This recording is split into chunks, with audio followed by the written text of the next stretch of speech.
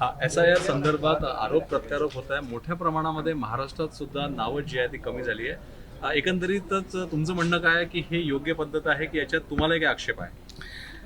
महाराष्ट्रात निवडणूक आयोगाने जे सिस्टमॅटिक काम केलं त्यामुळे पहिल्या राऊंडमध्ये 288 पैकी 240 विधानसभा क्षेत्रात बऱ्यापैकी चांगलं काम झालं.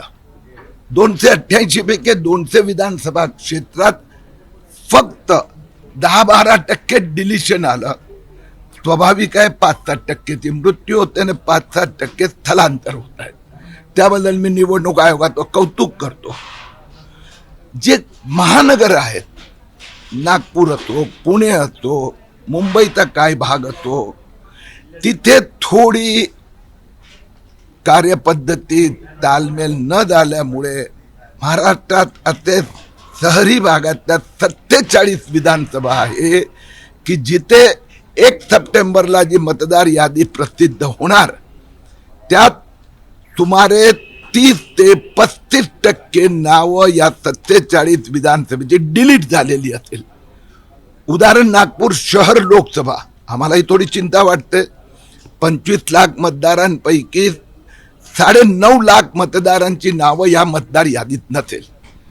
म्हणून मी मतदारांना पण एक अपील करू इच्छितोय की महानगराचा मतदारांनी 1 सप्टेंबर ते 1 ऑक्टोबर पर्यंत पुन्हा त्यांना संधी दिली जाणार, त्यावेळी त्यांनी आपला फॉर्म भरावा. सर, एक लोकल प्रश्न आहे की तुम्ही आग्रही असता, केंद्र सरकारनं कायदा केलेला आहे की वंदे मातरमची 6 कडवी गायली गेली पाहिजे. काल नागपूर महानगरपालिकेच्या सर्वसाधारण सभेत फक्त वंदे मातरमची 2च कडवी गायला गेली. वंदे मातरम राष्ट्रीय गान म्हणून आता भारताच्या लोकांनी आनंदाने स्वीकारलं नाही, अभिनंदन केलं आहे. सुरुवातीच्या काळात जे काँग्रेसची अनेक वर्ष मानसिकता मुस्लिम अनुनय, यामुळे या काँग्रेसने पहिले वंदे मातरमचे 2 तुकडे केले, देशाचे 2 तुकडे केले, वंदे मातरमचे 2 तुकडे केले. आणि त्यानंतर गांधी परिवारात राज आलं, गांधी नेहरू परिवार, त्यांनी तेही उडवलं. आता पुन्हा वंदे मातरम सुरू झालं आहे. हळूहळू संपूर्ण देशात सगळीकडे पूर्ण वंदे मातरम, कुठेतरी चुकीने कमी जास्त झालं तर ते सुधारली जाणार. परंतु काँग्रेसची चूक नाही आहे.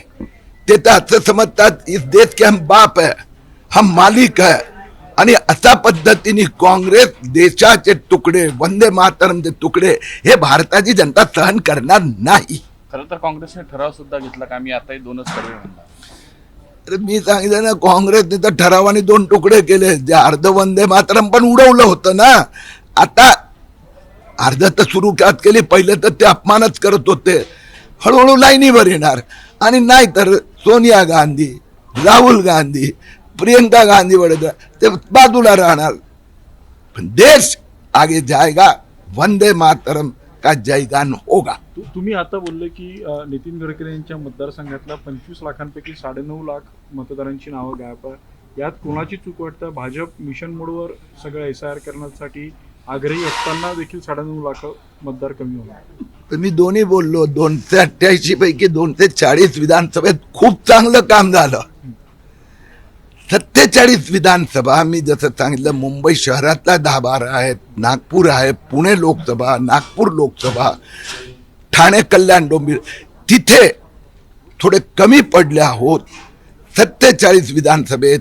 त्यासाठी इथे वर्कशॉप पण आहे. आज या 47 विधानसभेत भाजप विशेष लक्ष देणार आणि सप्टेंबर महिन्यात पुन्हा नोंदणी सुरू होणार, इथली त्रुटी दूर करणार. ओके.